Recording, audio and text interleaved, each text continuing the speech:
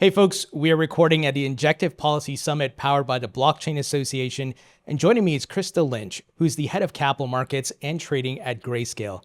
Krista, great to have you. Thanks so much for having me. We've done a virtual interview, so this is our first in person, so really awesome to be doing this with you. Yeah, I'm glad we can do it in 3 dimensions today. For sure. So Krista, tell us a bit about what's the latest with Grayscale. What are some new products that you guys have launched?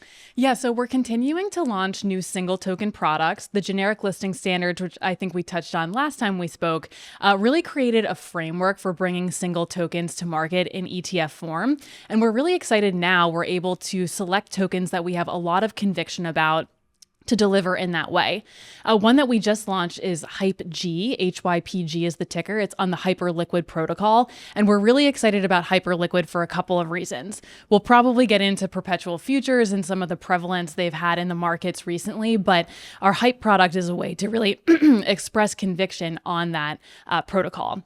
Now, some other areas we've been focusing on, we'd be remiss if we didn't talk about how prices have broadly been flat.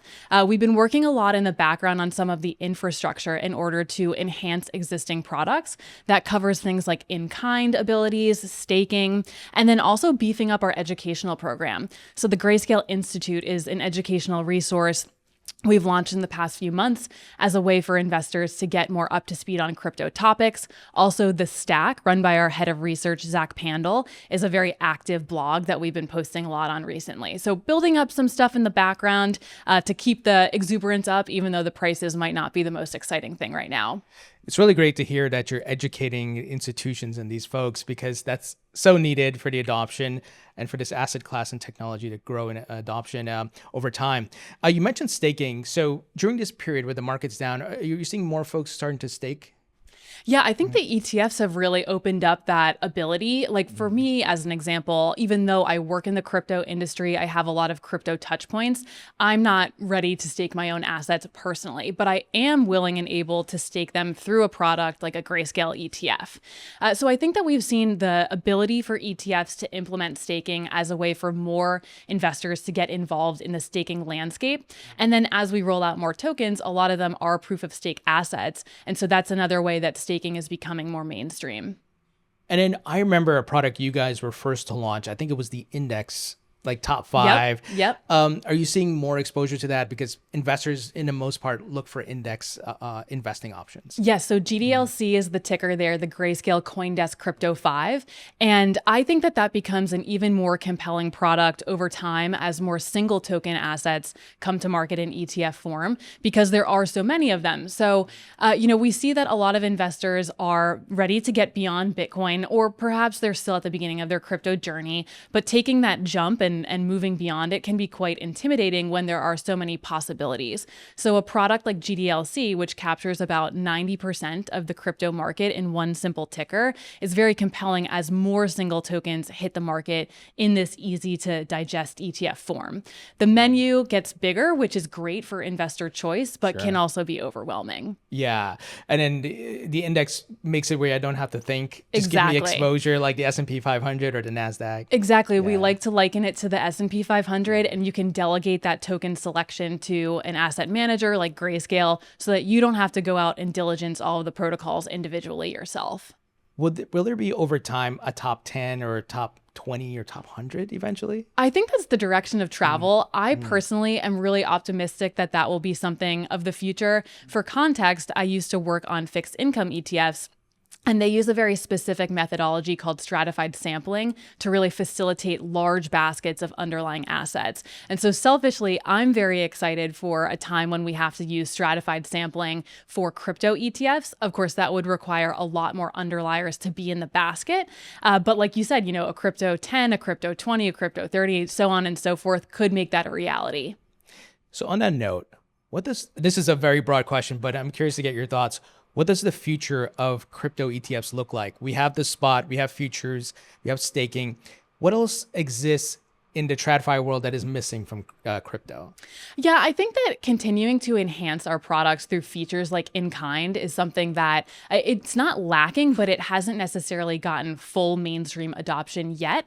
So one possible use case or somewhere where we're seeing a lot of enthusiasm there is for crypto natives who have underlying token to actually use the in-kind mechanism to put their token into the ETF. And through that means they're able to still maintain the same underlying exposure, but actually get all the bells and whistles of their brokerage accounts, such as tax planning, ability to have succession planning on their accounts, transparency, things like that, just having everything in one place. So I think that it's not something that's missing, but it's something that a lot of investors aren't yet fully aware of or haven't fully adopted. And I think that's an area of expansion. It's simple, but it's really beautiful. And it seems like ETFs are the preferred way or avenue for folks to invest in crypto. It makes it easy. It could be in their retirement account or their brokerage account. Do you see that trend continuing? I do. I think it's just so transferable, like you said. We're doing a lot of education with the advisor community right now, and a lot of those conversations started months or even years ago to help them get comfortable with the underlying asset class and delivering it in the ETF format. And I think that as they get comfortable, as a lot of these conversations come to completion, then you're going to start to see more adoption of Bitcoin and other digital asset ETFs, because that is such a transferable and such an accessible way for advisors to put their clients into these assets. And the second thing I would say there is because advisors are now getting comfortable, it's also a way for them to have a holistic picture of what their client's wealth is. So if you think about someone that has token, but it's outside of the advised channel, the advisor is actually able to use that in-kind mechanism that I mentioned to bring those assets in scope and put it in their advised account. And are you seeing more RIAs be more open to offering this to their clients as time progresses, education and things like that? They definitely are. These conversations have been ongoing for so long, but we're finally starting to see some approvals. We're starting to see some of the, green shoots of actual investment. And it's so satisfying and rewarding to have had a 2-year-long conversation and finally see that investment come through. And what may help take that to the next level is potentially the Clarity Act passing. Do you think that that might be a catalyst to bring in more investments? Absolutely. I think that more regulation, although it might be counterintuitive, is actually quite helpful for builders and investors alike, because if you think about building or investing in something that could change through new regulation or just overnight regime change, it's very disconcerting. And I think that you see people sit on the sidelines in the absence of having that clarity, no pun intended. But I think that the passing of the Clarity Act would be a major catalyst, and we're very optimistic that in the coming days, I know we're getting down to the wire, but it is still possible that it passes this summer. And I think that would also help to be a catalyst for crypto prices moving in sympathy with it. Absolutely. It feels like the market is nearing a bottom, right? We hope. We hope. I do a little bit of chart analysis on my end, amateur hour, but still it feels that way. And look, markets are cyclical, so I feel like going towards the end of the year, we'll probably be back in a better place, I think. We're optimistic, and I think for us as a group of people that are overall long-term conviction in the asset class, we try not to sweat the small downturns. I would also say that this particular downturn has felt more mature and less volatile than others. I think I pulled a stat for another podcast where there were times when it wouldn't be unusual to see a 10% down in one day. And I think during the most recent downturn, the most we've seen is 2-3%. So while that's still significant, and I understand why it might rattle investors, it is very different from the environment that we were in past downturns. And I will also say, you look at the Bitcoin ETFs as an example, they've been able to process billions of dollars in outflows, which is not what we want to see, but it does demonstrate the orderly nature of these markets. They're able to consume in a very liquid way, both inflows and outflows, which speaks to the validity of the ETF wrapper for this asset class. It's very healthy to have that, right? Yes. Yeah. I say it cometh and goeth. You want to see it cometh, but sometimes it does goeth. And as long as the asset is able to flow in that way, then it demonstrates that the wrapper is doing its job. And when you zoom out from a macro perspective, I'm talking like 5-year window, you see that even though there's ebbs and flows with inflows and outflows. I said a lot of flows there. The overall trend is still Yes, upwards. exactly. And we try to focus on that. Like I said, we have long-term conviction in the asset class. So try not to sweat the small stuff, although, of course, it can be a little disconcerting while you're in that moment. Yeah. And look, this happens in the stock market too. I mean, just look at Absolutely. what happened to IBM Yep. right, just the other day. So it's just as long as you have the macro view and the fundamentals are so strong, solid case to just invest and leave it. I think so. And it's also a very good time to be working on some of these infrastructure builds for our side, the asset manager side, building out the capabilities to stake, to be able to do in kind and those types of investments. We talk about infrastructure. I think we're also seeing a lot of behind the scenes investment in things like stablecoin rails. We see banks that are really starting to lean into the efficiencies that this can bring. And so while you don't necessarily see that in price appreciation, I think we do see real investment in the space. And that's still, to me, indicative of the overall long-term trajectory of this asset class. You mentioned investment in the stablecoin rails. Do you guys offer ETFs around stocks for companies like Circle and your others that are public in an ETF wrapper? We have a couple equity thematic products that we like to say, if you're ready to invest in Bitcoin, but maybe you still want that kind of old school mentality of, I want to read the balance sheet, I want to go touch the headquarters building. We have that. We have that for Bitcoin on balance sheet and also Bitcoin miners. And those are a couple equity products that are crypto adjacent ways, or I should say equity expressions of Bitcoin adjacent investment opportunities. Yeah, that's really great, especially with the backdrop of so many crypto companies going public. You had Securitize go public recently. Yep. So it's exciting. There's going to be even more. Absolutely. Yeah. Absolutely. And then those equity ETFs, does it also include general companies like your SpaceX, which has Bitcoin in their balance sheet? So it would be a candidate for a Bitcoin on balance sheet product. It rebalances quarterly, and it will look at features like who has decided to take the management decision to put Bitcoin on balance sheet. When we first rolled out this product, we thought that a management decision to put Bitcoin on balance sheet might be indicative of a forward-thinking management approach. And I think that that was really one of the compelling selling points of digital asset treasuries, which this is basically a basket of. Yeah, that makes sense. I personally think it's great to have exposure to both. I hold the crypto assets, and then also the equity play. You get exposure to both. There's so many different flavors of how you can get Bitcoin exposure. And another one that we offer is actually options based, so derivatives on Bitcoin. And it's a way to get yield on your Bitcoin or Ethereum exposure.